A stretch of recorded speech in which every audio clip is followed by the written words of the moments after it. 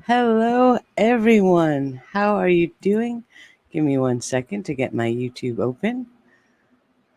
All right. I'm sorry, I may have been a minute late. I was having an argument with my peanut butter. It was threatening me with carbohydrates, so I had to tell that peanut butter where to go. Kind of like Leticia Stauch, huh? Oh, goodness. So, hi, how are you all doing? Who's here? We got Kathy, Lori Bravo, Rosie, Alistair. So good to see you. Hi, Sam. How's it going?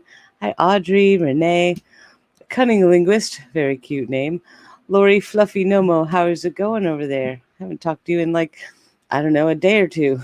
Hi, Dot to Dot. Hi, Sophie. Jess, how you doing? Always good to see you, Jess. Oh, so it's Sunday afternoon, and I am still reeling from that letter. So we're going to talk about Leticia Stauch's letter tonight first. But hi, Kavita. Good to see you. Scientific wild ass guest. That's cool. Hi, Chris. Hi, Zuzu. Charlie Girl says hi. Hi, Lulu Blue. Kathy Hensel. Hot Scorpio. So nice to see you. I will get to your message at Facebook in just a few. I haven't had a chance yet today, but I have not forgotten. Gray Hat Jen. Very nice to see you. Hi, Carl. Sophie. Everybody. All right. So the peanut butter. The peanut butter is talking to everybody. It's threatening everyone up in here. So watch out for your peanut butter. Yesterday, I did a video about Leticia Stauch. There's no real news in the case yet. She does have a hearing coming up on September 8th. But in the meantime, she decided to write a letter to the judge. That's crazy. That's crazy. Because one of the first things she says in the letter, and actually, let me put the letter on the screen, because that's what I really want to talk about, not the peanut butter. So let me share the letter. Got it ready here. And let's look at this letter. All right, this is the first part of the letter. All right, so dear Leticia is sending a letter to the judge because she's just having a terrible time in jail. It's just terrible, and her constitutional rights are being infringed upon, and somebody should know about this, right? Okay. All right. Now, someone asked me since the video yesterday, maybe she has a point, and I'm like, well, no, she doesn't have a point. She really doesn't. She's upset because she's only had one in-person visit with her attorney since March. Well, sorry, there are all kinds of restrictions on that now because of COVID. You're just going to have to cope. But she also said that she talks to them 3 times a week on the phone for an hour. So there you go. There you go. Yeah, Dot to Dot says jail is not supposed to be pleasant. It's really not. She's not at a hotel. She's not going to get room service. So, so let's go through the start of the letter. So the first part, she's saying, basically, I'm just mad because I don't get to see my attorneys enough. Oh, Sam, thank you for the peanut butter security fund. Excellent. I'm going to buy a locked cabinet to keep my peanut butter in, so I will be safe from it. Thank you so much, Sam. Oh, goodness. Oh, 1 second. I have to cough already. Oh, it's going to be a day. All right, there we go. So she's talking here about, I don't get to see my lawyers enough. Well, you get to see them as much as you get to see them. That's not really an infringement of her rights. She is still able to see them. So there, be happy, In the second paragraph, let me scroll down a little bit. Here she's talking about she has some really good grammar. Let's remember that she is a doctor. She says in this letter that she has a doctorate of education. And the sentence here is, first, as you know, there is over 30,000 and growing pages of discovery in my case. Well, you think if you have a doctorate in education, you would know that that sentence structure is abysmal.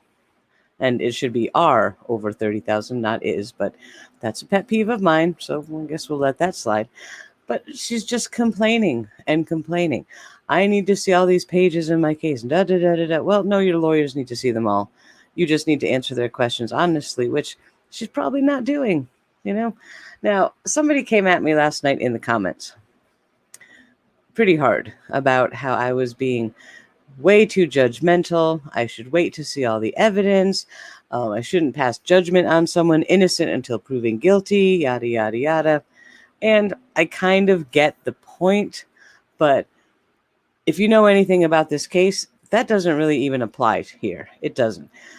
The information that we saw in the probable cause affidavit and the whole story as it unfolded about Gannon's disappearance, we looked for him for a while, and then the discovery of his remains in Florida, all the information we know about T and her whereabouts, there's not a lot of question left in this case. Does anybody here in chat, do you have questions about who killed Gannon? Do people actually think that she's innocent? Because I'm not seeing even a plausible secondary scenario that makes sense. The only thing that I see is Leticia did it, period. There's no question at all in my mind. Second of all, my YouTube channel is not a court of law, so innocent until proven guilty doesn't necessarily apply here. This is opinions, and I'm giving my opinion, so there you go. Hi, Paul. How are you doing? Nice to see you. Eduardo. Hot Scorpio. Yep, Eduardo. Possibly. Yeah, if anyone believes the Eduardo story, I have a bridge in New York I'd like to sell you. It's very pretty. It's got lights and everything. Hit me up. We'll talk about the bridge. So she's here talking about she has to review all these 30,000 pages of evidence. She wants to see all the videos, all the electronic data, etc. But she's not able to because she can only talk to them on the phone for an hour a week. But then she also goes on to say that she can't even take notes. She says, in addition, I have no way to write things down as I am always restrained. With more times than not causing injury. There's some more of that super fancy grammar we were talking about. So let's break that sentence down. She can't take notes because she can't write things down because she's always restrained. Okay. First of all, she has tried to escape twice. Miss Sophia, you're absolutely right. The first time, she actually assaulted law enforcement and tried to escape. And the second time, I believe it was while she was in jail. Doesn't she have a conspiracy to escape or whatever kind of charge that is from trying to come up to hatch a plan in jail with other people to try and escape? So, I mean, come on, man. Come on. Oh, my goodness. Maureen asked a great question. I didn't see the question. I don't see the question. If you guys could put it back up in chat, I'm reading chat so I can see what that question was. But yeah, so she tried to escape twice and even assaulted law enforcement in the process and wonders why she's restrained. Oh, Maureen asked a question. How did she write the letter? Yeah, Maureen, my husband asked me that last night. It's like, well, how did she write the letter then? Yeah, clearly. So she could possibly be restrained while she is, say, wherever she goes to talk to her lawyers or something, because certainly if she's assaulting law enforcement, they're not going to just let her wander freely around. If they have to interact with her, they'll make sure that she's restrained because she's obviously a very angry, violent person. So do I feel sorry that she's restrained all the time? No, because it's absolutely her own fault. But as far as she's concerned, they're just being mean to her. So now she's talking about the Eighth Amendment. But she says here, the Eighth Amendment protects cruel and unusual punishment. It does. I didn't know we had an amendment that protects cruel and unusual punishment. I think she got that a little backwards. I'm sure I know what she meant. It protects against cruel and unusual punishment, but, you know, she just got it wrong. Poor T. She gets things wrong. So let's go to page 2. Oh, she's so funny. All right, Leticia Stauch, page 2. There we go. All right. Now, so she's talking about her Eighth Amendment rights, and she's been a pillar in her community. Pilar. Apparently that's how you spell pillar now. All right, fine. Let's talk about her being a pillar in her community. I know Jess is in the chat. Jess had a lot to say about this when we were talking about it in Discord, and she's absolutely right. What we know of T before all of this happened, she called in a bomb threat on a school, did she not? Because she was having some kind of drama with goodness knows who. So what kind of pillar in their community calls in a bomb threat? Not the ones I know, right? Her behavior was so bad with the school that they actually pulled her teaching license. So she may have a doctorate in education, but she doesn't have a teaching license because she's a horrible person. Okay, so right there's 2 strikes. She's not a pillar in her community. She does make drama, Renee. She absolutely makes drama. She is drama all over the place. Let's look at what she did to Gannon's mother, Landon. Right before his remains were found, and everyone was searching for her, she just vilified Gannon all over social media. That was the boy's mother. Right? She's desperate, searching for her son, and this is how Leticia treats her. That gives you an idea of the type of person that she is. She is a horrible person. She is horrible. Yep, she got kicked out of Alaska. There's a military stuff in Alaska. She couldn't stay there. So she's definitely not a pillar in her community. I have no adult record. I don't do drugs or never done drugs. So more fancy grammar. And I have what appears to be her attempting to spell or print doctorate degree in education. So she's very delusional. I don't know if she thinks the judge is just going to believe that stuff. If she thinks the judge doesn't know. There's Mira. Hey, everyone. Mira S. in the mod in chat. That is my daughter. And today is her birthday. Happy birthday, sweetheart. Of course, we've been celebrating all day. Woke her up this morning. She got her favorite breakfast. A wonderful Mexican meal for dinner. What she wanted, her enchiladas and stuff. So happy birthday, honey. I hope you're having a good day. And thank you for being here on your birthday. So, yeah, give her some cake. Give her some balloons. Give her some s'mores. Happy birthday, my darling. And she is 26 years old this year. 26 years ago today was one of the absolute best days of my entire life. And I got to meet her for the first time. After cooking her for 9 months. Oh. Right, so back to this letter. All right, let me read up. I have to make it big. Her handwriting isn't that great. So she says here, a little bit further down, over 15 plus times I have been abused in transport, ranging from injured ribs, knot on my head, several ankle and wrist bleeding, bruisings on my knee in my cell, loss of feeling in my hands several times. I mean, I hope she's not teaching English if she is going to be a teacher, because please, this is giving me Melanie Gibb flashbacks. But all right, she says that she has been abused in transport. All right, now this is her telling the judge, they abused me during transport. No, she attacked them. They had to chase her down. If she got a few scrapes and bruises in the process, maybe she shouldn't have attacked law enforcement, right? They didn't attack her first. Okay, so come on, Leticia. So this letter speaks so strongly to her level of delusion, her attempts at manipulation. It's just crazy. It's crazy. Now, I want to get through this page because there's something else in here that was pretty good. She starts talking about how terrible it is that she has to go through all this scrutiny. It causes her daily mental disturbances. I'd like to know what those disturbances are exactly. Being restrained, causing injuries. Well, stop acting like a lunatic and they won't have to restrain you. Stop attacking the officers and maybe they'll let you just sit there without being in shackles. But then she starts talking about the flag and our country and patriotism and World War I and World War II. And I'm like, really? I mean, what can you say to that? I mean, grasping at straws comes to mind, but that's an understatement, So, oh, man. There are people that are delusional, and then there is Leticia Stauch. So she's talking about, this is her beloved country. She doesn't even feel like a U.S. citizen because she's being treated this way.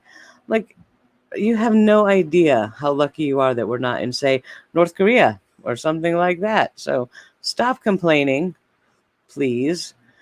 And, these are your just desserts. They really are. Now, yes, she is presumed innocent, but there's nothing really that bad happening to her. Jail is not a nice place. Don't think it's a country club.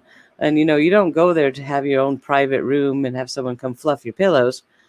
You're there to serve out a sentence, or in this case, wait for your trial, because they think you're too dangerous to be let out on the street. So, I don't know what she's expecting, but clearly she's just not happy. Not happy at all. But she's very patriotic, so there's that. Let's look at page 3. This is where it gets fun. Page 3 is fun. All right. Now, she's talking about being a victim of illegal search and seizure. I don't think so. And she was also a victim of cohesion. I'm like, cohesion? Did they stick you to the wall or something? What, did they tape something to your forehead? Put a sign on your back that said, kick me? How are you a victim of cohesion? What does that even mean? So either somebody put a sticker on her back that said kick me, or she means coercion. That's possible. That's quite possible. But she says, well, it was mental and physical. I'm like, yeah. Mm-hmm. Now, she says you just can't perform under all this scrutiny. She keeps talking about scrutiny, like she hates being watched. Well, sorry, you are going to be under scrutiny. You're in jail. All right? Your right to privacy has been suspended because you did really bad things. Okay, so whatever. She also says they have the wrong individual. I'm sure the judge is thinking, oh my goodness, I'm so glad she told us that we had the wrong individual, because we were spending all these resources for nothing. We have to fix this. I'm sure the judge is saying that right now.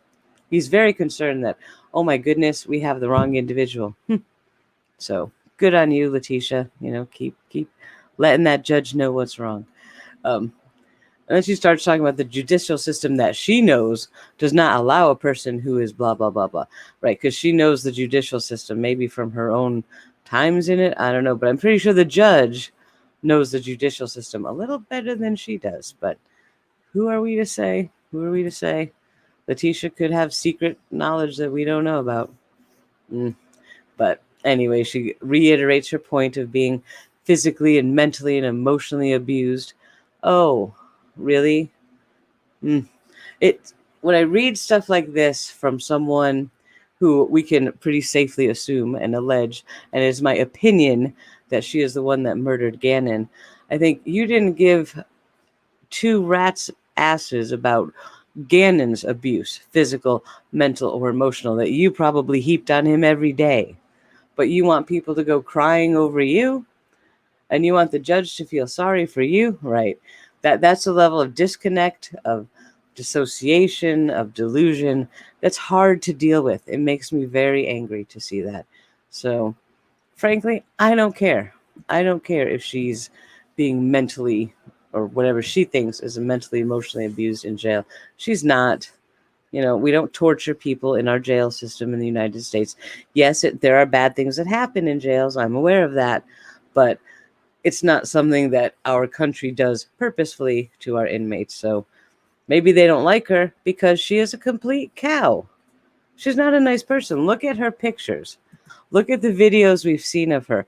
Look at what we know of her personality. Do you think she's going to make a lot of friends in prison? I don't think so. They're not going to like her kind of attitude there. I've watched Wentworth. I know what works. She's not going to work. And I'm kidding about the Wentworth thing. I know it's a TV show and it's fake. But still, if you apply that sort of scenario to Leticia Stauch, she's not making a lot of friends in there. So sure, she's probably getting threats. People don't like her because she is terrible. Now, one of the things that she mentions in the letter, before we get to the good part, as soon as I can find it, she says, I think it was back on page 1, that she's writing to the judge because her lawyers refused to tell the judge these things. Okay? That's a very big statement. I think that's probably the single most important statement in the entire document. And let me tell you why I think that after I cough. Give me 1 second. All right, 2 reasons that statement stood out to me. The first part is that if she's telling her lawyers to do something and they are refusing to do that, is that going to create a problem later on in the trial? Can she say, I didn't get adequate representation because they refused to listen to what I wanted, etc., so on and so forth. Okay, that's a problem. However, the other side of that coin is her lawyers were, I have to go back and double check, but I believe, if I recall correctly, and please correct me if I'm wrong, I believe that it was her lawyers that asked the court for the competency hearing. Jess, is that right? That came from her lawyers, not the state. So if her lawyers are saying we want her to have a competency evaluation because we think she may not be competent to stand trial, whatever, and she sends a letter like this to the judge, guess what? This letter proves that she's competent to stand trial. The defense that her lawyers have been trying to set up is now completely cut off at the knees. There you go. You're done. Leticia, that was really stupid. You know? Can you hear this? Hang on one second. My daughter decides a live stream is a good time to come in right now and interrupt me because she wants a snack. I'll be right back. I can't reach.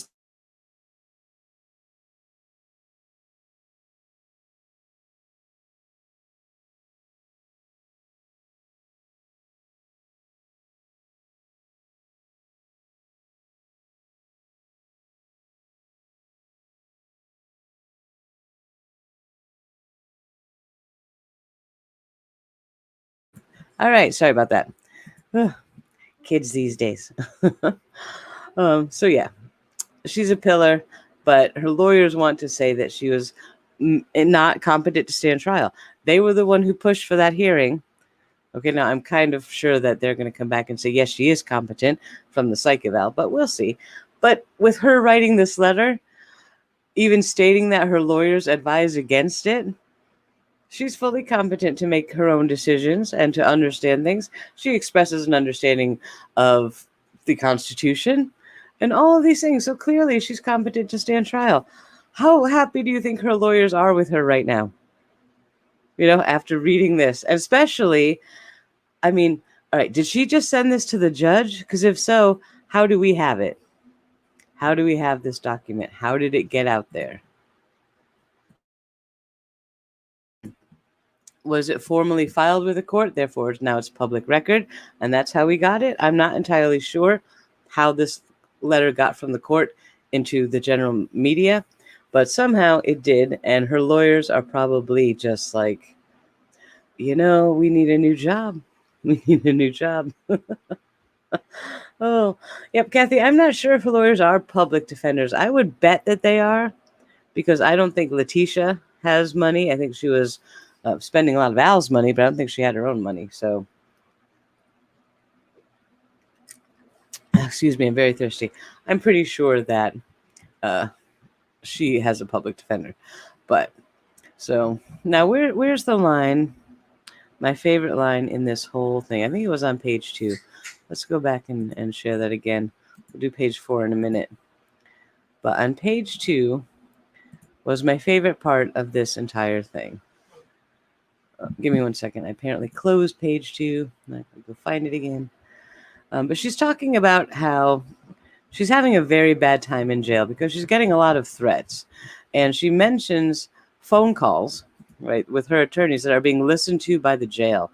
And she says that several times, as a result of things that she has said in her phone calls with her lawyers, that the jail has acted on the things that she has said in those phone calls. So clearly they're listening. And I'm thinking, what would the jail have to act on? The jail can only act on things that are happening inside the jail, right? So are you talking to your lawyers about things that you're doing in jail to break the rules? Are you talking about your escape plan with your lawyers? And so they acted on that. But clearly you're implicating yourself in something, some sort of misconduct, and the jail's acting on it. Again, her own darn fault. Now, granted, her phone calls should not be being listened to by the jail. They shouldn't be. Everyone has a right to have a private conversation with their attorney, even when they're in jail. So she may have a point there, but generally speaking, tough because it's her, you know? But she talks here about, let me find it. Okay. where she's talking about all the injuries and how she's been so terribly abused in transport after attacking the law enforcement officers, which she doesn't mention. She says that she's had to be on Ensure for 2 weeks due to the poison comments. Now, if you look at it on your screen, I don't know if you can see my mouse. It's right here. Poison comments. What does that mean? I know what poisonous comments are because we get them a lot here in YouTube, but how do you get poisonous comments in jail? Does she mean poison commissary? And she just calls it comments? I don't know. I'm really unsure what poison comments mean. But she's had to drink Ensure for 2 weeks. Okay, first of all, Ensure is pretty delicious. I've had Ensure from time to time. There's nothing bad about it. And if the jail is giving her Ensure to make sure that she's getting enough nutrients, they're taking care of her. That's not abuse. Okay, so even her whining about it, you should be like, thank you for allowing me to have Ensure while I'm in jail because of whatever. I don't know what she's talking about. But poison comments, okay. But then she goes on to say, and just recently, on 8/11/2020, I received threats in my peanut butter because I provided evidence, blah, blah, blah. She received threats in her peanut butter. Okay, so let's unpack that.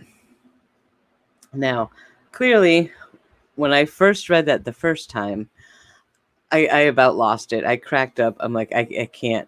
You are not getting threats in your peanut butter. I'm like, oh my goodness. If I had to write to a judge, even if I was getting threats in my peanut butter, I don't think I'd say that.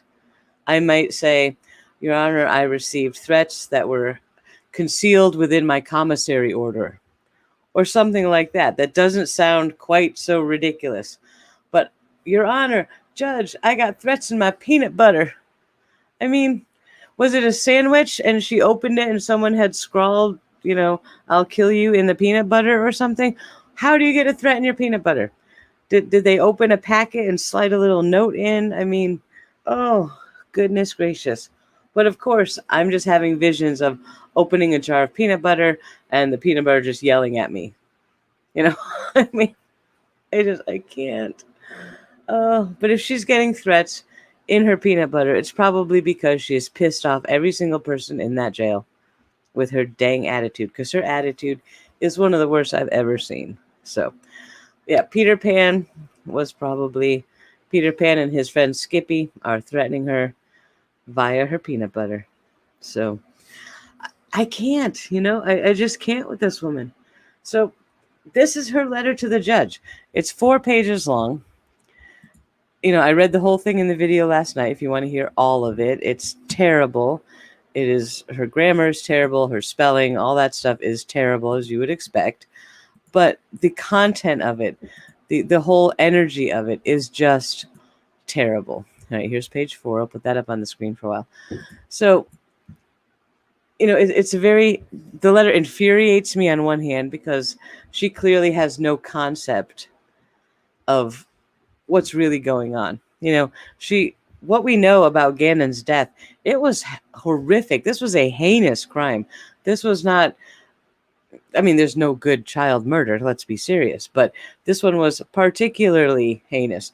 Sort of like some of the things we've seen with the Vallow case and with the Timothy Jones case, things like that. This was not a little murder. This was a horrific, destructive, extremely angry murder, and Gannon suffered terribly. Well, I hope he didn't. Hopefully he died. Hopefully he passed away quickly and didn't suffer through all of the things that were done to him that we learned about in the probable cause affidavit. We don't know that yet. We have not seen the autopsy report yet, but it's absolutely horrifying, the things that happened to him. And it appears to me, it is my opinion, that they happened to him solely at her hand. Solely at her hand. I cannot think of another plausible scenario in which someone else might have been involved. So if you want to yell at me for, having my opinion that it was 100% Leticia Stauch, go ahead, but you're not going to change my mind. Okay, so there's that. So she's in there after doing all of these terrible, horrific things to her stepson. And goodness knows for how long she had abused him. Clearly, she's got a lot of issues and a lot of anger issues. So it's quite possible that there was some systemic abuse going on in that household. We don't know for sure. We certainly have our suspicions, but we don't know. So she's a horrible person, and Gannon did not have a happy time around her. And she's going to sit there and whine like this and complain about peanut butter, and people are mean to her, and she got injured during transport after she attacked the law enforcement officer. That kind of gaslighting, crazy making, ridiculous baloney makes me so angry. So angry. So, Leticia, she's horrible. But I'm also kind of glad that she did write this letter, because now we're not going to hear much about she's not competent to stand trial, because clearly the judge is just going to hold this up and be like, oh, really? Really? Did y'all read this? Mm-hmm. So, she's hurting her own defense. Great. A lot of times when we see criminals like Leticia, who are so arrogant beyond belief and so delusional, when they start talking, they ruin their own case, which is why lawyers do almost never want to put the defendant on the stand. Lawyers hate putting the defendant on the stand, because this is what happens when they talk. So I'm pretty much going to guess that she is going to destroy her own defense. And hopefully, I'm not sure if... Did we discuss Colorado and the death penalty? Colorado, used to have the death penalty, but I believe as of this summer, it is no longer on the table there. So this is probably going to be a life in prison without parole situation, which is fine as long as she's never in public again. But go ahead, put her on the stand. Just get her on the stand. Let's get it over with. Lock her up for the rest of her days. So they are going for the death penalty. Okay.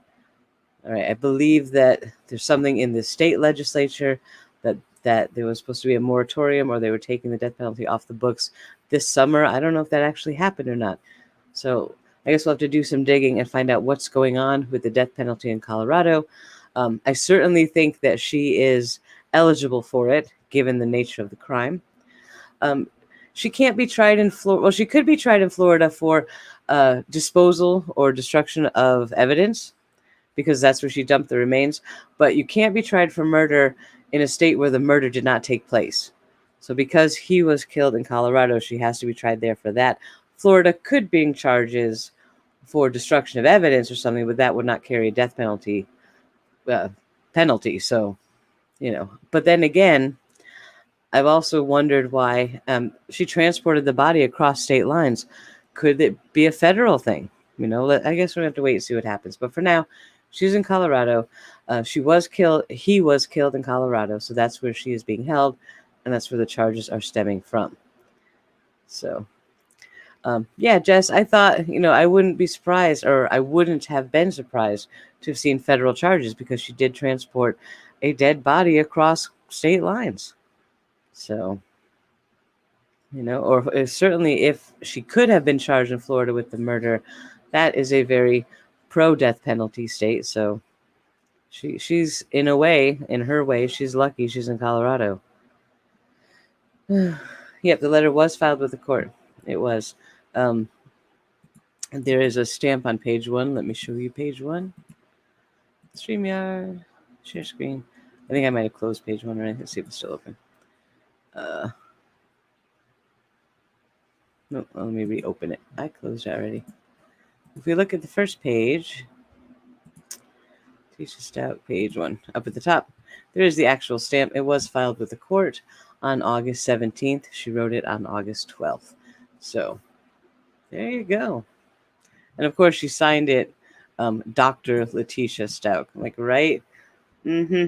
Okay. That's going to make you look so much better, I'm sure. Corey says that this letter is so insulting to Gannon's family. It really is. Does she mention him at all in this letter? No. She says one line at the end, basically, without my constitutional rights, I can't defend myself, I can't do this, and most importantly, I can't grieve. It's like, really? Ugh. But that is the only even remote mention of Gannon in the entire letter. And she's using that as a manipulation tool to the judge to try and get him to feel bad. So it's just so gross. Leticia Stauch is absolutely a disgusting individual. And, you know, that's all I'm going to say about how I feel about her personally. This case, Gannon's case, is one of the hardest cases that I've followed. And I'm not entirely sure why. I still don't know why. We've covered a lot of true crime cases, a lot of child murders and things like that. But this one, it really got under my skin. It really did. I fell in love with Gannon. You know, as soon as we heard he was missing, we were all watching the search for him, you know, really hoping and praying as hard as we could that he would be found safe. When things started to turn, you know, it became obvious that he was no longer with us. And I remember I was live with Denise. We were trying to cover one of the, it was a press release or a press statement one day. And Landon was there and she gave a statement. And it was heartbreaking, absolutely heartbreaking. And Denise and I, we had muted our mics and we were just backstage while it was playing, crying like babies. We were just broken listening to Gannon's mom speak that day. It's so terrible. So this case has really affected me personally, and I try very hard not to let cases do that. So I'm not sure, but I feel quite an affinity for Gannon, and I want to see justice for him very, very badly. So I'm hoping we're going to get around to that. Now, on September 8th, her hearing, they're going to be talking about the competency issue. They're supposed to deliver the information to the court of what the result of that competency evaluation was. So we'll get to hear that, hopefully. I have no idea if it's going to be broadcast or not. I'm going to be watching everything I can to see if I can find it somewhere. If it will be broadcast, I'll bring it to you live. And I don't know. If it's not broadcast, we'll get the news as fast as possible, and I'll get a video up about it the second I know. So, oh, she's absolutely I would actually call her a psychopath, not a sociopath, but she's something. She's one of the paths, for sure, for sure. She's innocent of what? I don't think she's innocent of anything. I really don't. Yeah, anyone who have followed this case and who has read all of the documentation that was released, if you can read all of that and follow this case and still think that she's innocent, I don't know what's going on, but no, there is absolutely no way that Leticia Stauch is in any way innocent. So, but let's move on from Leticia Stauch for now. Although I think my YouTube is stuck. Okay, there we go. All right, let's check chat. What's going on in chat? Brian's Crazy Farm, welcome. I hope you're doing well. Gannon breaks our hearts, knowing how he fought as a tiny baby. Beautiful smile, innocence that was put in the way of pure evil. Exactly. Don't forget about the video. Which one, Jess? Which video? I couldn't follow this case the same as JJ and Tylee's. Too much violence to kids. Yep, mommy is a line. That's something we talked about that back in January. And when I say we, I mean me and Jess and the people behind like Paul's channel and Denise and all of us. Even in January, we were like, what is wrong with this year? Now, Gannon had just gone missing. We had a few other cases we were keeping our eye on. And it was like, what is with all of these child cases all of a sudden? You know, even back in January, we were like, this is too much. You know, we were looking at Vallow case. We were looking at Stauch. We're watching Michael Wayne Jones Jr. We just finished up Timothy Jones Jr. And it was like, oh, this is too much. And now here we are thinking, whew, like it certainly has been the year that we were expecting, you know. Oh, yeah, Jess, she recorded a really weird video. I'm going to have to do a whole background video on Gannon because I'm going to be covering it from this point forward. But before this was another one of the cases that Denise was covering. So I didn't have any videos on it. But I will do like a background, like here's all the information we know about the case. So then from there, we'll have a jumping off point to go forward. But do you believe this letter can be used against her in trial? Absolutely, Sophie. 100%. I'm sure her lawyers are freaking out that she sent that. Cheryl then says, the Gannon case is so awful. I hope Teabag gets a lot more peanut butter messages. Yep, me too. Mm-hmm. Yep, we have a lot of cases. Jess just said when all these cases go to trial, it's going to be horrible. We do. We have, let's see, 1, 2, 3, 4 or 5 cases like this, all that should be coming up for trial around the same time. It's going to be nightmarish because not only do we have to see the perpetrators, we have to see Lori Vallow, we have to see Chad Daybell, we have to see Leticia Stauch, and possibly people like Michael Wayne Jones. And we have to see them and listen to them and hear the stuff. But also, we're going to get the medical examiner's findings. And that's always the worst part of these trials for sure. So it's going to be rough. It's going to be rough when all this starts happening. But Corey says, I wouldn't be surprised if she represents herself in court. She does have a team of attorneys at this point. Who knows what's going to happen now after this letter? They might run away screaming. Yep, the Megan Boswell case. Yep, we have the Heidi Broussard. We have, what's her name? Megan Fieramusca. So Megan Boswell, Megan Fieramusca. So yeah, there's a whole bunch of trials that should be starting all around early next year or late this year. So there are so many of them. The Megan Boswell case has been pretty quiet. There was an update recently regarding that case, but still, that's still in the works. We don't have, a trial date or anything yet for that case. We have the Todd case out of Florida. Was it Michael Todd or Scott Todd? Something like that. A person who lived in Celebration, Florida, killed his whole family. So a whole nother family annihilator case. Whew.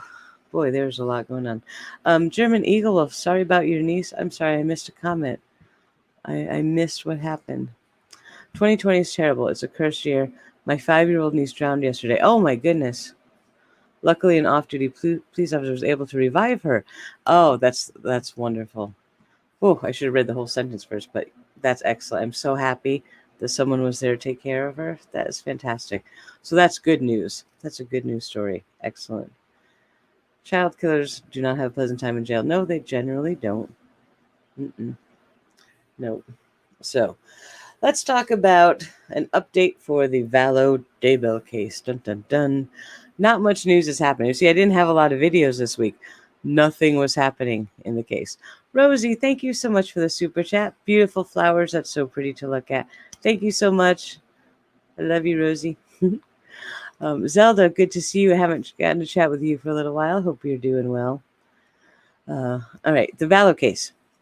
There's no real news this week. Nothing has happened. We're waiting on Lori's arraignment, which is going to be happening on September 10th. And it should be both judges in both of these Vallow Daybell cases said that they will be live streaming the hearing. So I will be able to bring that to you. So plan on that November 10th or September 10th, 9 a.m. Mountain Time, which will be 10 a.m. my time. I will bring that to you live, and we can talk about that. I'm still on these powerful allergy meds, and they are making me so sleepy. And it's hard to talk.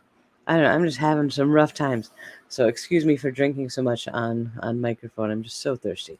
So yeah, September 10th, Lori's hearing. In the meantime, what's happened this week? The only thing, well, all right, 2 things have happened. Let's start with the bad thing. Court TV. Now, most of us in the true crime community watch Court TV. They cover a lot of trials that you may not get to see elsewhere. They used to be pretty good, sort of. But with this case, with the Vallow case, I have been growing increasingly disturbed by their coverage. So let me cough 1 minute and I'll tell you why.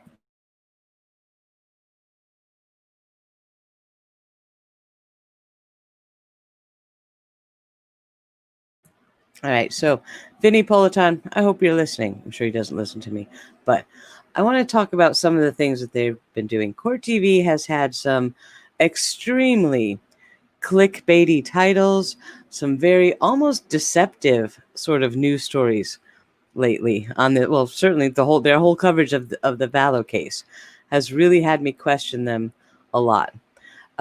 They went on, what was it, 2 months ago, or maybe even longer? They had a forensic specialist on, and they were showing pictures on the screen in the background of an autopsy report and talking about what might come in the autopsy reports of the children.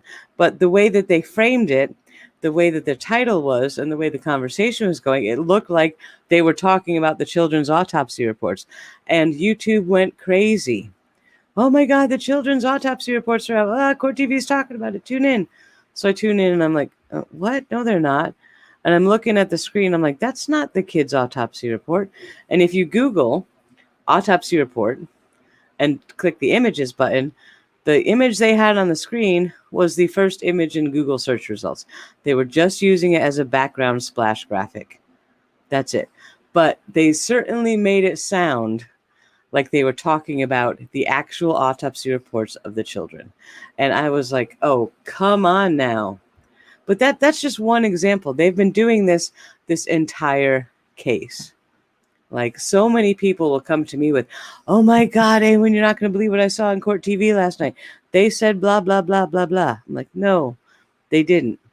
They made it sound like that's what they were saying, but here's what they actually said. And they're like, oh, well, that's not. Like, yeah, that's not what they were making it look like they said. So I'm really, really unhappy with Court TV. And frankly, I'm kind of done watching them because they get me more confused than anything else, because I'm thinking, what? That didn't happen. What am I remembering? And I have to go back and research. Yeah, no, that didn't happen. Zuzu, thank you for the super chat. I love that sticker. Keep it up. I will keep it up. Thank you so much for your support. That helps me to keep it up. And we'll keep going. So last night, was it last night or the night before? One of those. Court TV went live saying, and now my brain has completely turned off. Jess, what did they just say? I was ranting about it like crazy. I don't even remember now. Oh, yes, the judge released a statement. Court TV says, the judge released a statement in the Vallow Daybell case that any plea discussions or agreements have to be brought before the court or have to be filed with the court, something like that. And I'm thinking, what? What? Because people immediately, I start getting texts and messages on Discord and Facebook saying, Awen, Chad made a plea deal. Court TV's talking about it right now. I'm like, what? He did? I better go watch this. So I go watch it and I'm listening. I'm like, what? That's not what happened. There's no plea deal happened. And they say the judge released this statement. And I'm like, all right, well, where's the statement? They don't show the statement. At least I don't think they did. I didn't watch the whole thing because I got angry. But I don't see a statement anywhere. It's not on the court website. Justin Lum doesn't have it. Justin Lum has produced every single piece of paper that has been filed in this case since the beginning. If Justin Lum doesn't have it up on his Twitter feed, as far as I'm concerned, it doesn't exist. Okay. So of course I'm like, hey, Justin, where's this thing? But there's no thing. So I don't know if they say the judge issued a statement. All right. That's not the judge filed something with the court. Okay. That's a very different thing. They say issued a statement, not, called them up and said, hey, guess what? So I have no idea where Court TV got that from. No idea. But even so, it's not really a thing. Now, granted, the judge in most cases would not have a formal statement or motion with the court saying, if you have a plea agreement, it has to come before the court, because generally, if you have a plea agreement, do you think the court's not going to hear about it? I mean, hello? You can't just show up for trial in January and be like, oh, hey, judge, guess what? We made a plea agreement back in like August, so we're cool. Bye. Of course it's going to be filed with the court. Come on. So I'm like, this is not a thing. It's really not a thing.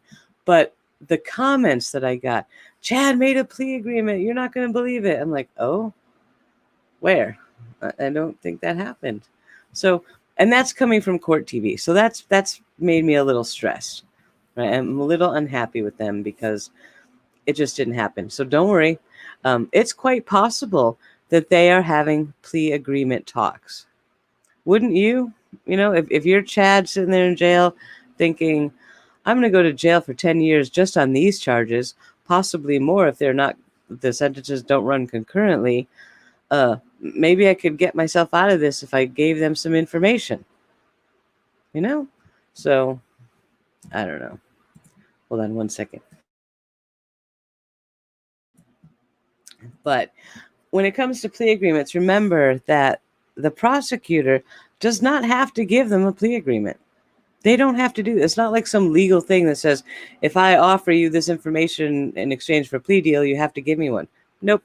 Rob Wood can say, absolutely not. I've got plenty of evidence to secure a conviction on these charges. I don't even want to talk about a plea deal. So, and even so, I can't imagine Rob Wood accepting a plea deal for these charges unless either A, he knows he's going to turn around and slap them with conspiracy to commit murder charges the next day, be like, haha, joke's on you, or something else. So I don't see that as a big deal. If Chad wants to make a plea agreement to drop these charges, knowing that he will get conspiracy to commit murder charges, but he's going to flip on Lori, I'm okay with that. It's the conspiracy to commit murder charge that I want to see. I don't care about these charges. These charges are just keeping them in jail for the time being while the case gets put together. That's all. So, yeah. And like Jess says, they have too much evidence without them rolling. On the charges that we're just talking about, the current charges against Chad and Lori, as far as I'm concerned, now granted, I'm not a lawyer or a judge or anything, but from what I read in the PCAs, they can prove these charges hands down. Period. It's already proven in the probable cause affidavit. We know, oh my goodness, stop calling me. We know that Chad was on his property the day that Alex was there doing what they did with Tylee's remains. Period. Done. That charge is proved. We know that Chad lied to law enforcement about knowing Lori. Oh, I don't know her that well. That was your wife, dude. Boom. Act in furtherance of the conspiracy right there. We know that Chad and Lori both told Melanie Gibb to lie about where JJ was. Boom. Act in furtherance of the conspiracy. So as far as I'm concerned, the charges against them are already proven. So I don't see any reason on this earth for Rob Wood to give them a plea deal. Unless they're going to give, one of them will give him more information to where he can actually use to bring the murder charges. That is the only thing that I can think of. But we're going to have to wait and see what Rob Wood does with that. I don't know if the judge actually issued any kind of release. I have not been able to find a single thing. So Court TV is either making it up out of thin air, or maybe somebody called the judge and he just casually mentioned it on the phone call. I don't know. I have no idea where they got it from. But let's not panic about Chad and his plea deals. So, all right, let's see what's going on in chat. If she ever gets out, I'm sure she will do the same thing again. Corey, absolutely. She, there's no way that Chad, I don't think Chad would murder anyone. I don't. That's my personal opinion about Chad. Lori, sure she would. The first person she's probably coming for is Melanie Gibb. She's got to be pretty mad at Melanie right now, because Melanie, as far as Lori's concerned, if it wasn't for Melanie opening her mouth, everything would be fine. So, Melanie should hope that Lori does not get out of jail. But then again, you would think even if you're in jail, you would be able to wield your poison spirit, poison energy weapon thing. No, you can't. You can't do that from jail. I don't know. All right, the next thing I want to talk about today, and yes, that's exactly what I'm going to talk about right now, Shell. Annie Cushing. You all know I am a huge fan of Annie Cushing. I adore this woman. Mods, if you can drop a link to Analytics, which is her YouTube channel, y'all can go subscribe to her. I don't promote other YouTube channels very often. That's just the thing I have. But Annie's channel, I highly recommend it. I think she's wonderful. Okay, I love Annie to death. Well, to pieces. Let's not use the death word. I gotta stop saying that. She's been doing some amazing research on this case. I mean, like, most of the really good information that we've ever gotten has come directly from Annie Cushing and her research.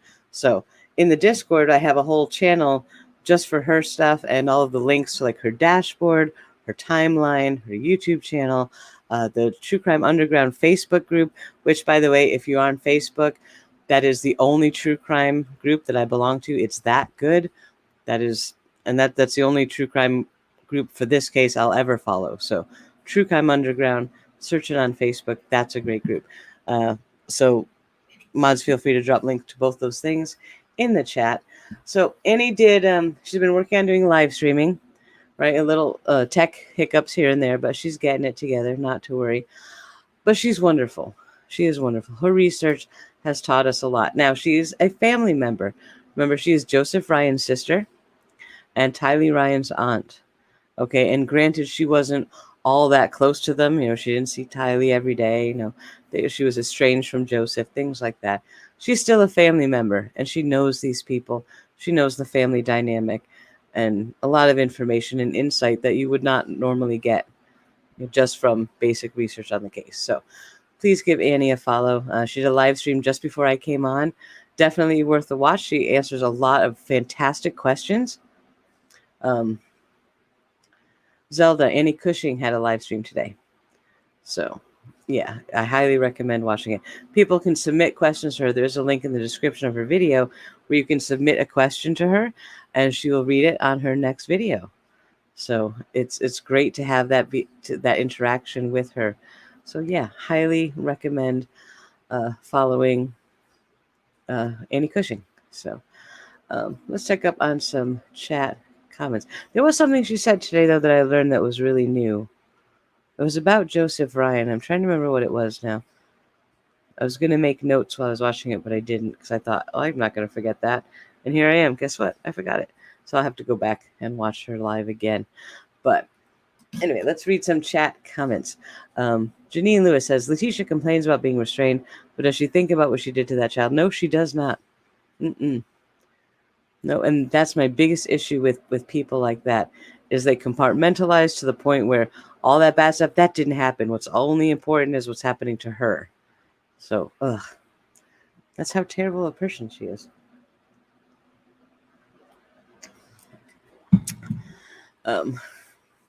Annie did give us some information yes, she did. There were two things that she said today. They're like, oh, I didn't know that. Interesting.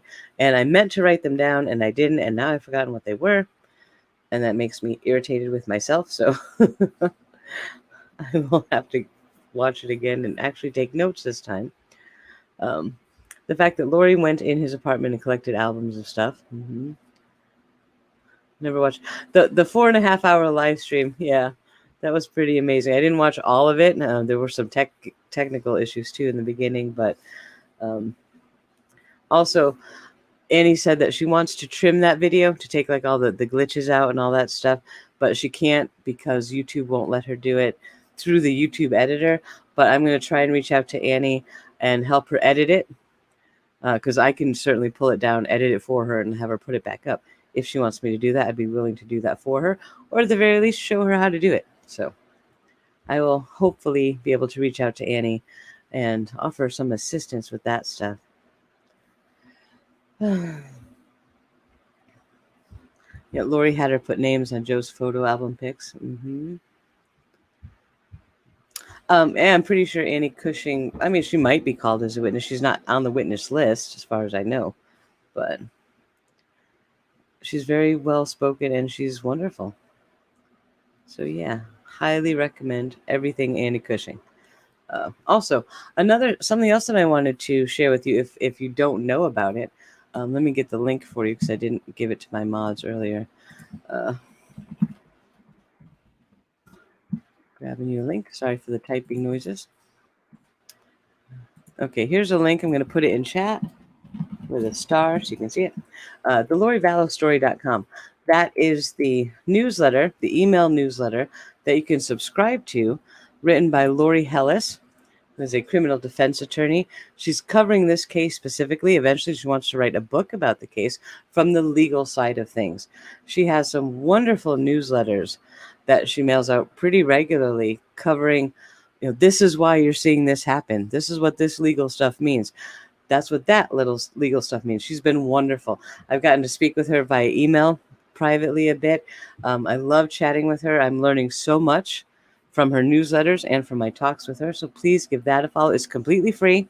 Not selling anything here, but it's a really good resource for anyone following this case. So I wanted to make sure that you had that. All right, and the only other thing I'm pushing on you tonight is our Discord server, which is also totally free, because our Discord server is starting to get kind of big. It's taking off. There's a lot of people there. We have a lot of conversations. We talk about this case round the clock, but all the other cases, any other topic under the sun, goes in Discord. So everything from crochet to cryptozoology to makeup, you name it. Discord is the place to hang out. We also do live voice chats half the time. I'm sitting in there while I'm doing other stuff. So feel free to join our Discord. Let me drop the link to that. And it is totally free again. There's no money being made anywhere. It doesn't cost you anything to join. So there's our Discord. I keep saying this. I keep saying that I'm going to make a video on how to use Discord, and I keep never remembering to do it. So mods, Jess, Kathy, Sam, can you guys just like beat me over the head with a stick until I do that video tomorrow? I want to make sure I get that out tomorrow. Unless big breaking news happens, I will make you a video on how to use Discord.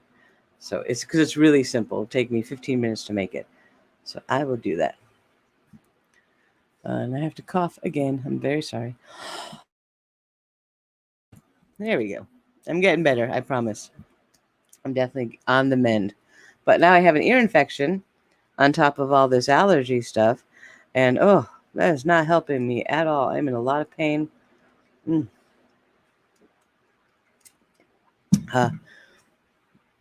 Yeah, Tyler got a GED. Instead of attending regular high school, if you're homeschooled or something, you have to take a test to prove that you have the equivalent amount of knowledge you would if you were to graduate high school. So she got a GED.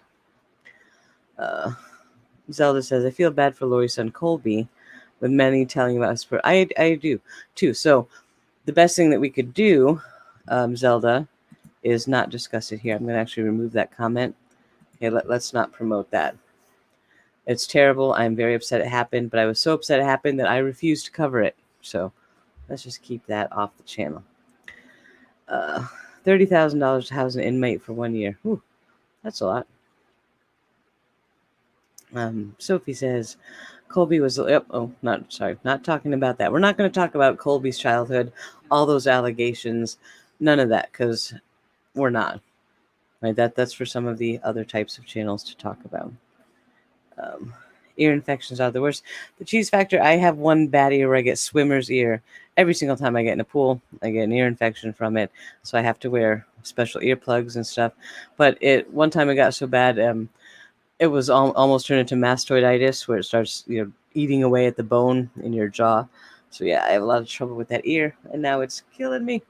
So I will go to the doctor tomorrow, I think, before it gets too bad.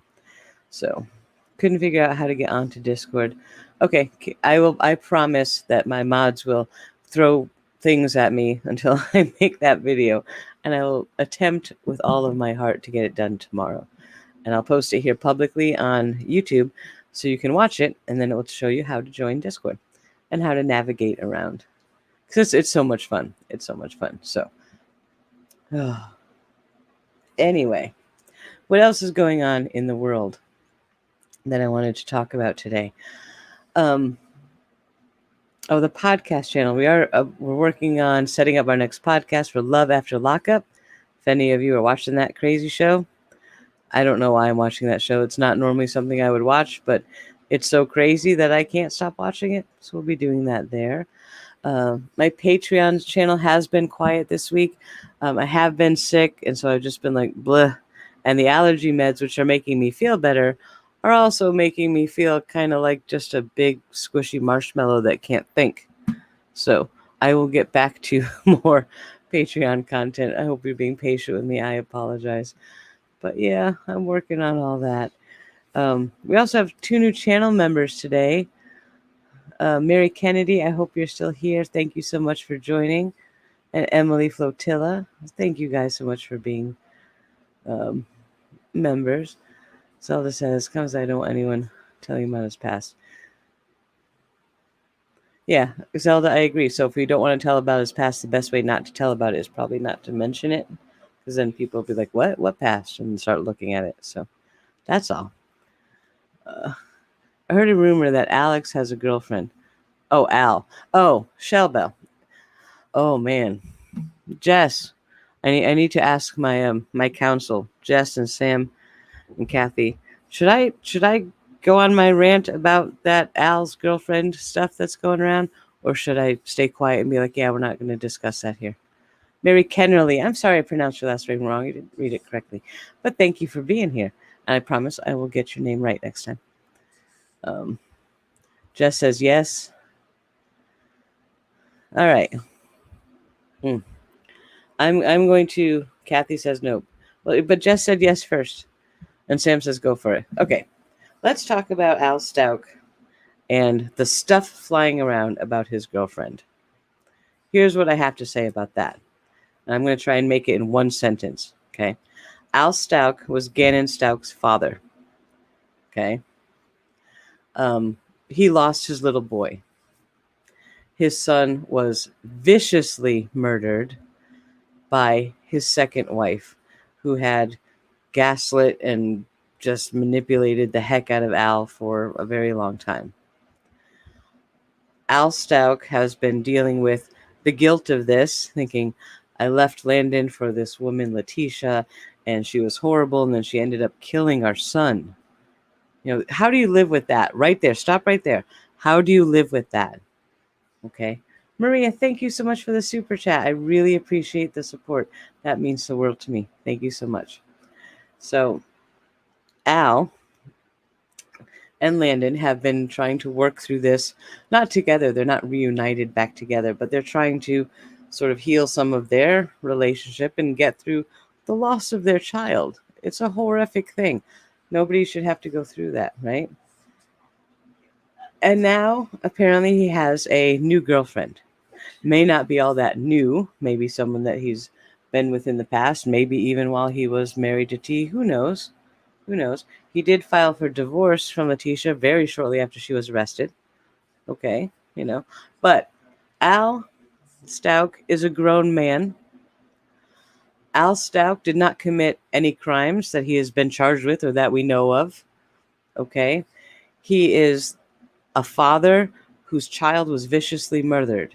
It is none of your damn business who he's dating. Is that clear?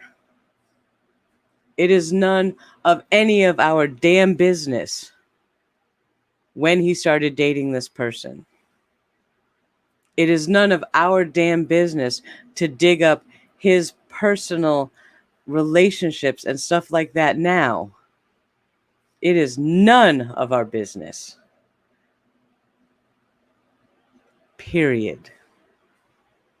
You know what our business is?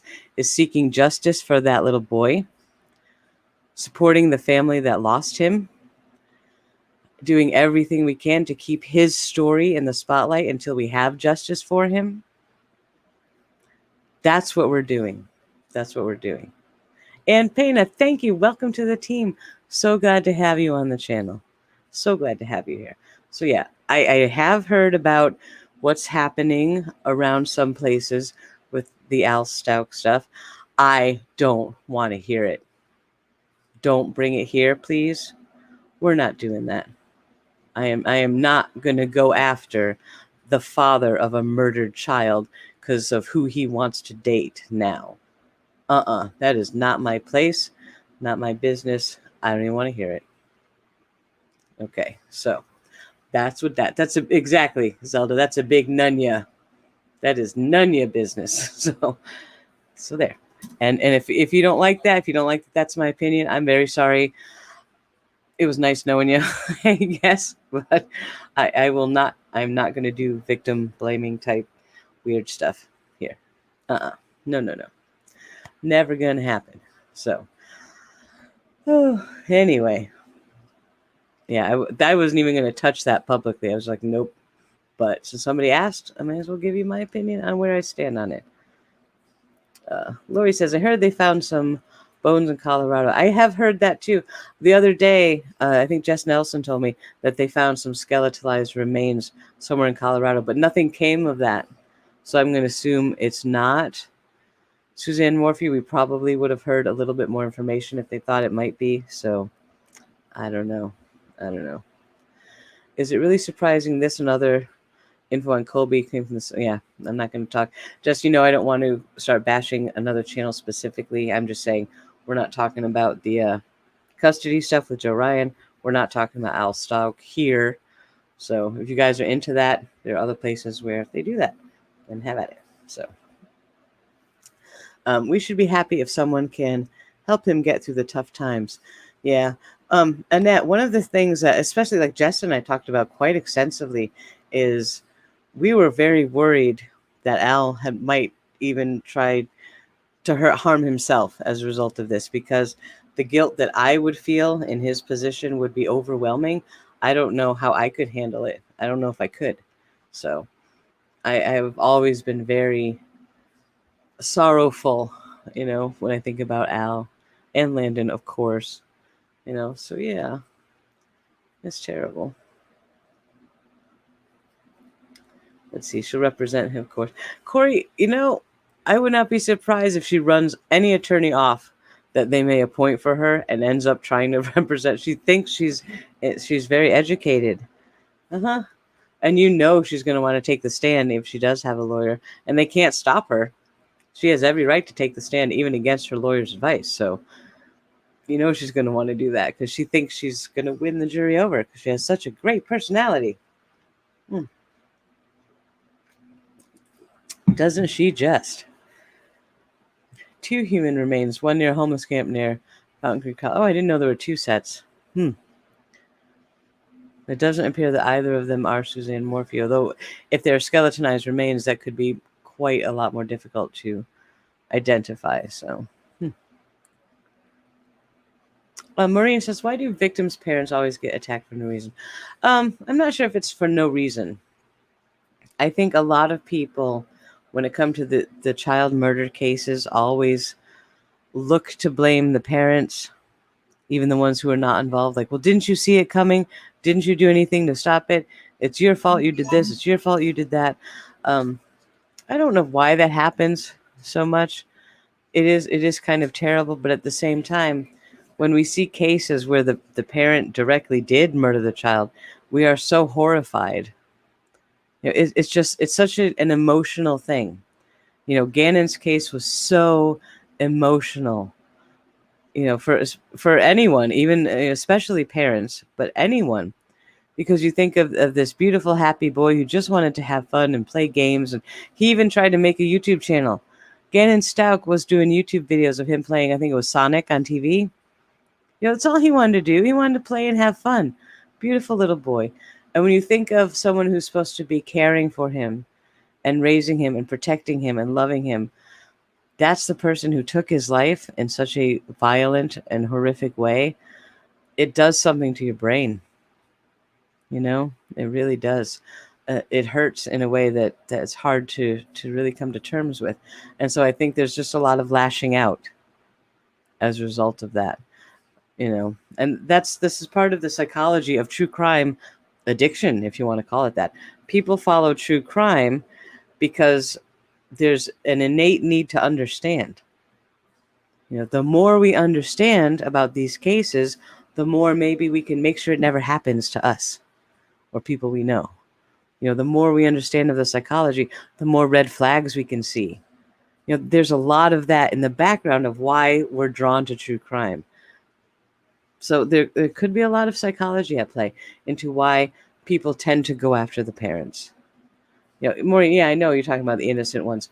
Even the innocent ones, because a lot of us want to say, well, if you didn't leave Landon for Leticia, then none of this would happen. And it's like, no, you have to kind of stop yourself from going there. It's bad enough that Al's going to go there in his own mind and feel that guilt. What we need to say is, you did not harm that child. You didn't do this on purpose. This is not your fault. And sometimes it's hard to do that because we're just a little round up about some of these cases. But certainly here, we're going to support the victims' families like that and let them know that they have a safe place people who wish them all the best. And certainly watching the video of Landon speaking at that press conference, that hurt in a way that no true crime case has ever really hurt before. And I can't tell you why. I don't know if I just have an affinity towards Al and Landon or an affinity towards Gannon. Something about the case just brought up a lot of emotion. And I really wish that I could give Landon a hug, you know. Miss Sophia says, "Oh, my goodness, thank you so much." You say, "You are so compassionate, understanding, and respectful. Thank you for all you do for us." Miss Sophie, thank you so much. That means the world to me, that comment. Thank you. I try to approach it with a lot of empathy, and that's hard. It is just hard sometimes. Even with Leticia Stauch, I want her to have a fair trial. I don't want her to get murdered in jail, but her peanut butter's yelling at her. So, you know, how am I supposed to be empathetic with that? But I tried. I did my best. Oh, I have to cough one more time. Hold on. And speaking of being empathetic, I have one more little rant for today. This is the last rant. I'm going to stop ranting because I shouldn't be ranting. But I have something else to say about the Vallow Daybell case. I'm still getting all the crap from the Mormons, and I don't know why. Guys, can you just stop? And if you're watching this, you know who you are. I am not attacking the Mormon church. I'm not saying your beliefs are crazy. I'm not doing any of that. But we have to talk about the Mormon church when it comes to the Vallow Daybell case, because the people involved in the Vallow Daybell case themselves talk about the Mormon church. And if they're talking about it, we have to talk about it. That's all. I'm bending over backwards and folding myself into pretzel shapes to try and keep y'all happy. Stop coming at me, because you're going to make me change my mind. And it's not going to be pretty. Okay? That's my final warning. I am doing the best I can to stay respectful of the LDS community. But if y'all don't stop, that's off the table. I'm not going to work harder for you than you're willing to work for me. I've about had it. Okay? I've had it. So knock it off. That was my stern mom, knock it off face. Imagine it, because I'm not on screen. But yeah, let that be my final warning on that. Oh, goodness. But yes, please go back and watch all of my other videos about religion and about this case, and you'll see that I've worked very hard to stay respectful of mainstream, true believing Mormons, because that's not who killed these children. It's not. Crazy people did. I know that. So stop yelling at me about everything else. Okay? My goodness. Just stop it. Oh. Yeah, I've also done more research on the Mormon doctrine and Mormon faith than anybody who's not Mormon should have to do. And I'm doing it so I can be respectful. So cut me some slack and give me some credit. All right? That's all. Stop yelling at me. They keep telling me, well, you can't call us Mormons. I'm like, well, why not? Well, because the church says you can't call us Mormons. You have to call us Church of Jesus Christ of Latter-day Saints. Like, I can't say that every time I have to say Mormon. That's too many words.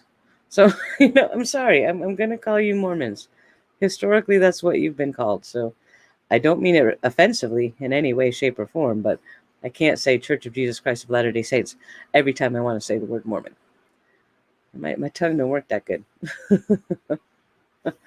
Oh.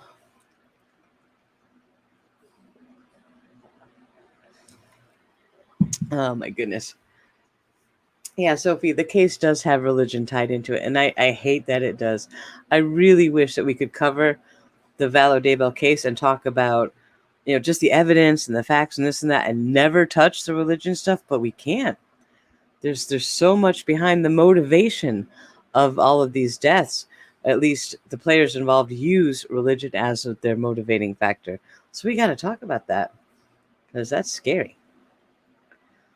Yeah, Margie Rose says, call them LDS. Margie, I was told I can't call them LDS either. I can't call them Mormon. I can't say LDS.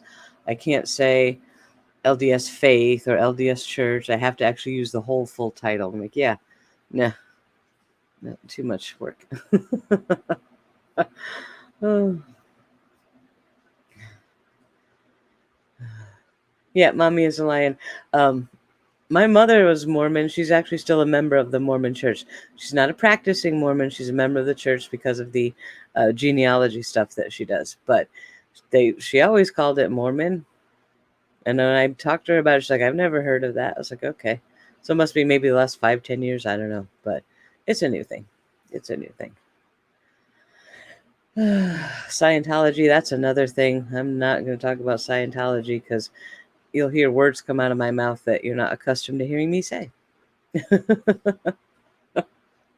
Yeah, I don't like Scientology. Sorry, no offense meant to any Scientologists, but probably not the best channel for you.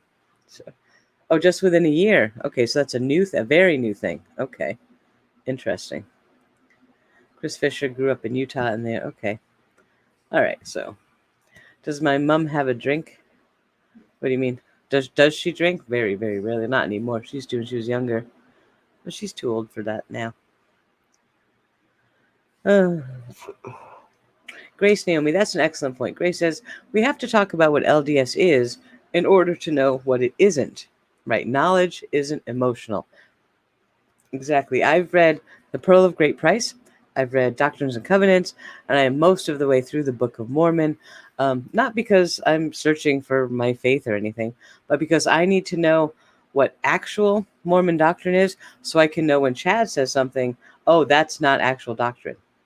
That's crazy. That's crazy. That's crazy. So I need to be able to make those distinctions, but I have to do it from, a place of being educated about their beliefs. So that's why I'm doing it. I'm doing it to be as respectful as I can. Can we find David Miscavige's wife next? Sam, that would be great. That would be, well, Kathy, we're not talking about it as a part of Vallow Daybell. We're talking about it just as a general thing. There is a missing person case, so to speak, with the Scientology church. David Miscavige's wife has been missing. No one has seen her for years, allegedly, or whatever. That's a big problem. That big expose series that was, I forget what channel it was on. What was the name of the actress? I know, I can see her face. Brain just turned off. She did a whole long expose TV series on the Scientology church. It's fascinating. It is such a good watch. So I highly recommend it. If someone could put her name in chat. Leah Remini. Thank you, Kathy. And Sam. And Jennifer. And Larissa. Yes, Leah Remini. I love her. I've always loved her, even when she was just on TV. And I had no idea she was a Scientologist. She's not anymore, but she has a fantastic show, Going Clear. Yep, I highly recommend watching that if you want to do some deep dive looks into that. It's pretty cool. Mary Kennerly says, I attended the LDS church for a few years, although I never went to the temple.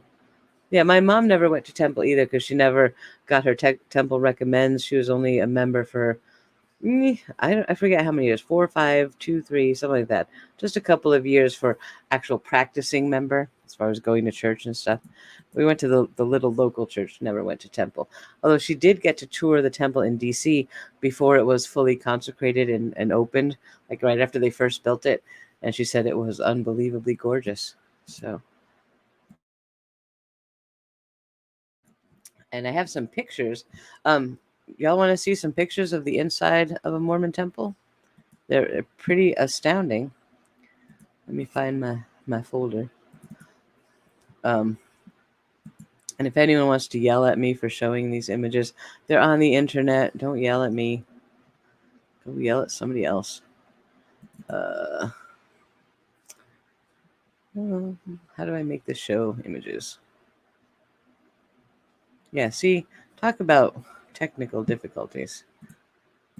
I'm just fighting with my computer right now because it won't show me what I'm looking for. Anyway, I'll find. They're in a video up on Patreon if you want to see them, or just Google Mormon temple. They're unbelievable. Oh, so you're saying, oh my God, yes. All right, I'll find them. Let me look in my folder again. I know they're in here because I saved them because they're unbelievable. Oh, here's some. All right, let me open these. And then I will share them on my screen because they are beautiful. Open. Open sesame. Computer. Well, I'm sorry. All right, there it goes. Let me close the stuff. Share my screen. Share screen. Application window. All right, here we go. This is inside a Mormon temple. Okay. Now this is just a little side room thingy. We have this. Wait a minute. This isn't the Mormon temple. This is my dream house picture. Wrong folder.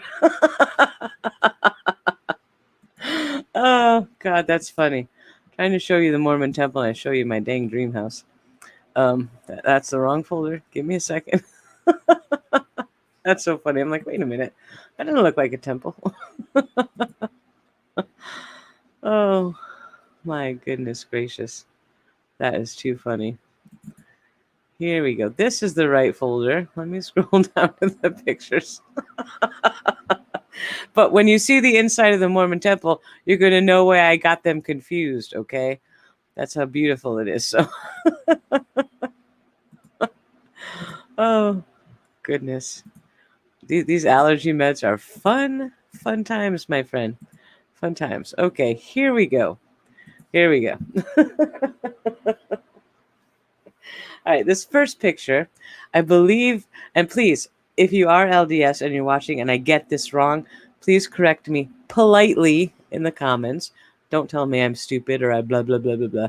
Just say, oh no, that's this room. I believe that this is the wedding chapel ceremony room where you will, the ceremony gets sealed in the temple. Look at that chandelier. Isn't that pretty?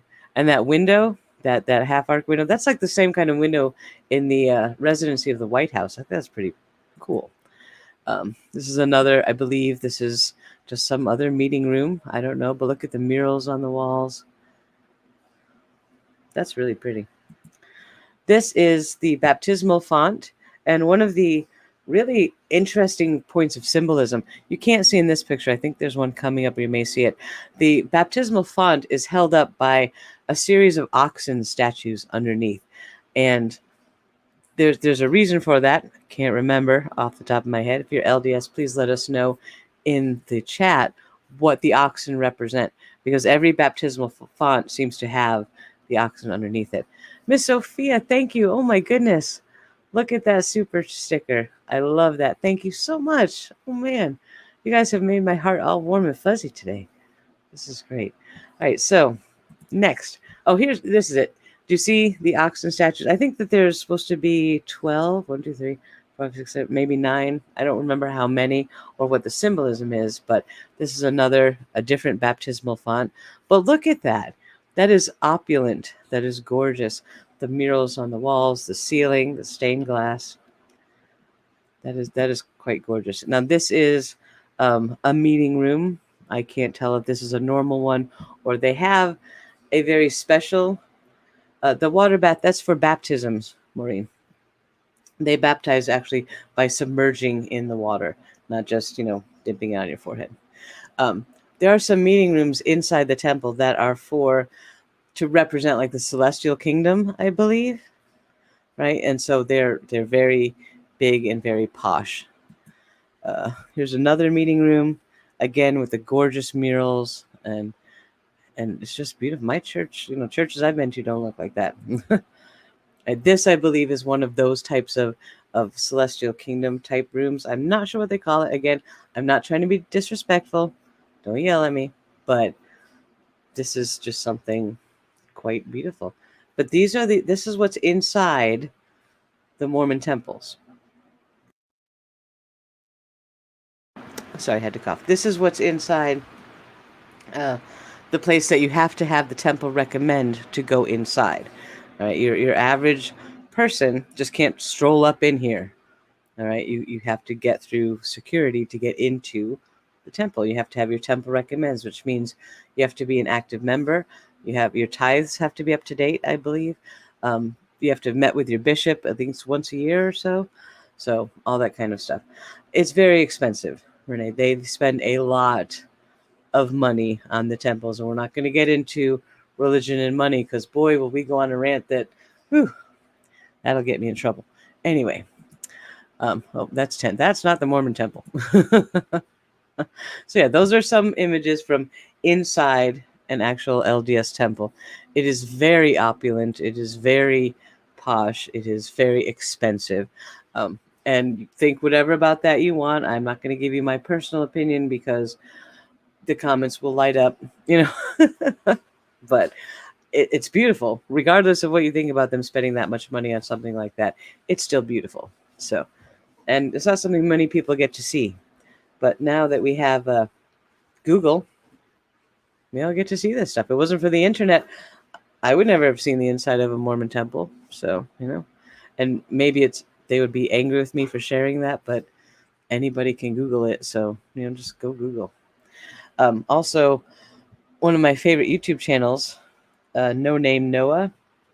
There's a lot of information there about the background of Mormonism and some of the things that go on in the temple, which again, people that follow the LDS faith, I am not meaning to offend you, but a lot of people just want to know what happens, okay, for things that are more secret, and it gives them a resource to go learn. Learning and experiencing and gaining understanding of things is not offensive, okay? So I'm sorry if you think it might be, but it does, Patty, it does look like a very expensive hotel. Very posh. Oh, Zelda just mentioned the channel I was talking about. Yeah. I don't think he's a very angry soul. He has some very interesting information. But anyway, I'm all for learning information. I like to learn both sides of any issue, the pros and the cons, and then somewhere in the middle lies the truth. So that's why I watch both sides of that story. Yep, gain the knowledge, and then take the knowledge and use it to make your own decisions about things. Lori's internet is going poopy. Oh no. All right, Lori Bravo, it was good to see you. Take care. Hopefully your internet will sort itself out. My goodness. All right, so we've been on here for an hour and a half. Oh my goodness. That went by really quick. But, all right, what's coming up this week? All right, it is, well, not till the 10th will we have Lori's hearing. All right, and I will bring that to you live. That is confirmed. It will be live streamed. So plan on the 10th. It'll start at 10 a.m. Central, which is 11 a.m. Eastern, which is 9 a.m. Mountain, which is 8 a.m. Pacific. 8, 9, 10, 11. Yep, I got that right. Also, you can always Google time zone calculator so you can figure out what time it starts. I'll be going live half an hour before the hearing so we can catch up on all the information before it starts, and we'll do that. On the 8th, September 8th, is supposed to be Leticia Stauch's hearing where they're going to discuss the results of the competency evaluation, and who knows, that letter might even come up in that conversation. That would be nice to see. I don't know if that's going to be broadcast. If it is, I will absolutely bring it to you. But if not, we're just going to have to wait and get the information, and maybe we'll go live later in the day to talk about it, or at least have a video. When is the hearing? When is which hearing? We're talking about Lori's. Lori's is September 10th at 9 a.m. Leticia's is September 8th, I believe also 9 a.m. But I will find out. Hopefully that'll be live, because I certainly want to see that, especially after reading that letter. Now, for that hearing, I don't know if Leticia would even have to attend it. She might not. It could just be a procedural thing to discuss the results of the psych eval. Jess says, for Leticia's hearing, if it's live, please bring your peanut butter sandwiches. Do I think Chad's what will get delayed? He's already had his arraignment. The only thing left for Chad now, they have a pretrial conference scheduled for later in the year, and his trial will start in January. That is all subject to change, and if they get new charges, that could all totally change. But for now, that's what's on the table for Chad. So, peanut butter power balls. Yep. Actually, I have some sugar-free peanut butter. I can make like the keto fat bombs. That might be fun to have for that. Carolyn, I believe that T at least said that she got her doctorate from Liberty University. I don't know if anyone's ever verified that or not, but she seems to be sticking to that story. So I don't know. I haven't seen anything here. It's a verifiable fact So who knows? Who knows? Oh, yeah, we need peanut butter and we need chocolate donuts.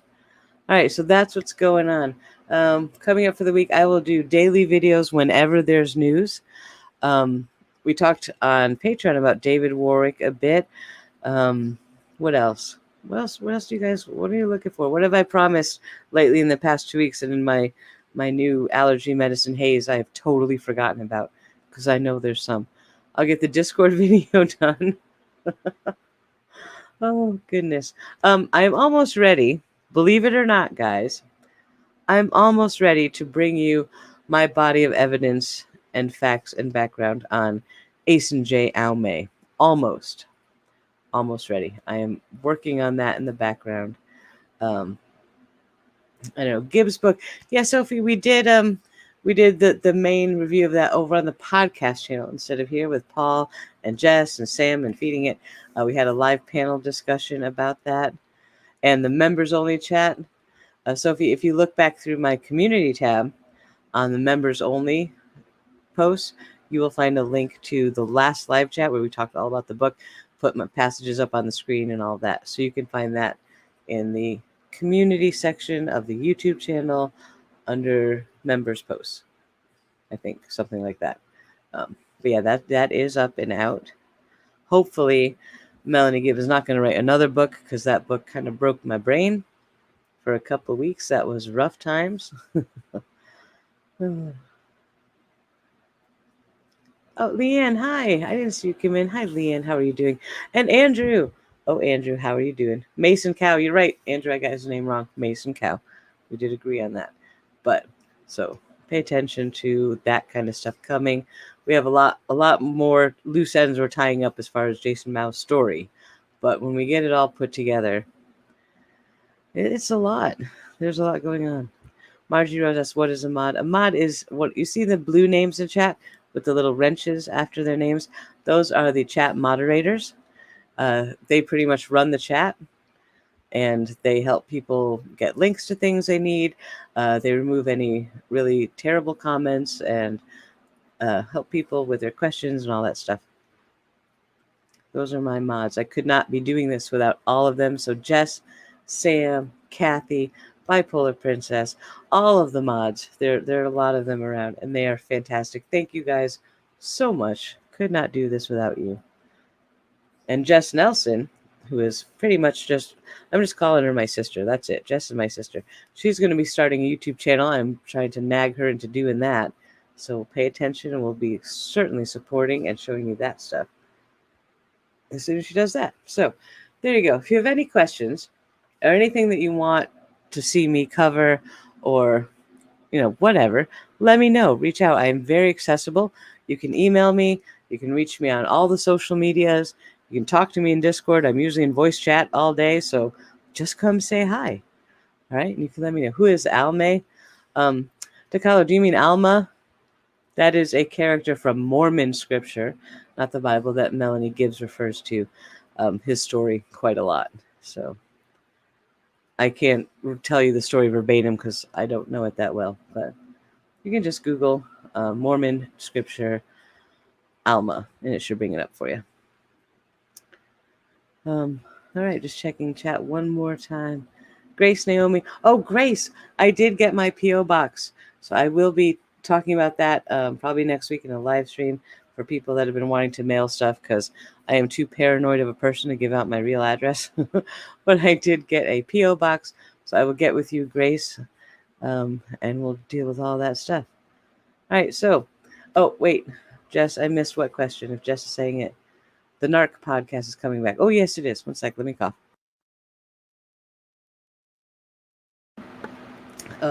Since this case is now going, the Vallow Daybell case is certainly quieting down now. Once we get through Lori's hearing, it's going to be not much of anything until the trial starts in January. That's going to give me all the time in the world to get back to ToxicBliss. So I have written the next episode. I just have to record it, edit it, and get it up. So if you are interested in my ToxicBliss story, what that is my story of surviving a relationship with a malignant narcissist and how I got out of that relationship alive, and the trauma it did to me, lifelong trauma that I'm still dealing with to this day, although it's very minimal at this point. But it's how to get out of it, how to heal from it, how to, I don't know, just how to recover and how to spot it before you get in too deep. So there's a lot of stuff in that podcast. But the first season, which is mostly finished and up now on YouTube and on Anchor and all the other big podcast websites, is my story of what happened in that relationship. It's kind of a crazy tale, if I do say so myself. So get caught up on that before the new episode goes up. And we're also going to be doing a weekly live narcissistic abuse support chat recovery. Um, a re- We're not going to talk about narcissistic abuse. We're going to talk about recovering from it and positive things.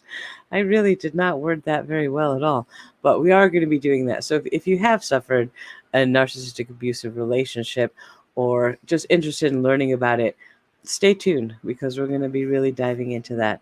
That is definitely that was the reason I actually started my YouTube channel, was to do that. And certainly narcissism has its role in true crime. We hear that word all the time, but we are going to talk about that in the next live stream here, because we're going to talk about, is every murderer a narcissist? Why do people always call them that? What does it actually mean to be a narcissist? What are the hallmarks of narcissism and how to identify one, and how not to identify someone as a narcissist when they're not? Because that's a problem for me. So we'll talk about that next time. But Zelda, don't worry. Honey, it's okay. I don't drive on bad Benadryl. I'll be fine. I'll be fine. My husband drives. I haven't left the house in about 6 weeks because of the COVID stuff. It's gotten really bad here, so I'm not driving anywhere. Not to worry. Oh, how did I find your story? Leanne, if you go to my channel, the main Eamon Reese YouTube channel, and click on the playlist button, you're going to find a playlist for Toxic Bliss. There are 24, 25 episodes up so far, 34. I don't even remember. That's the story so far.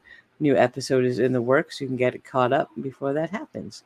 You can also go to any main podcast platform like Spotify, Apple Podcasts, Google Podcasts, whatever, and look for Toxic Bliss, and you'll find it there. So you can watch it here on YouTube, but here on YouTube, it's just the audio. There's an image in the screen, but it's just, background video while the audio plays. So it's just podcast format. And that's that. All right, I need to go take my next dose of this medicine and do something with my ear. But I am tired. But thank you for being here. We went longer than I wanted to because I just have so much fun talking to you guys. I love it. So stay tuned. Any news, I'll bring it to you right away. And hopefully I will talk to you in Discord. All right. So thank you guys.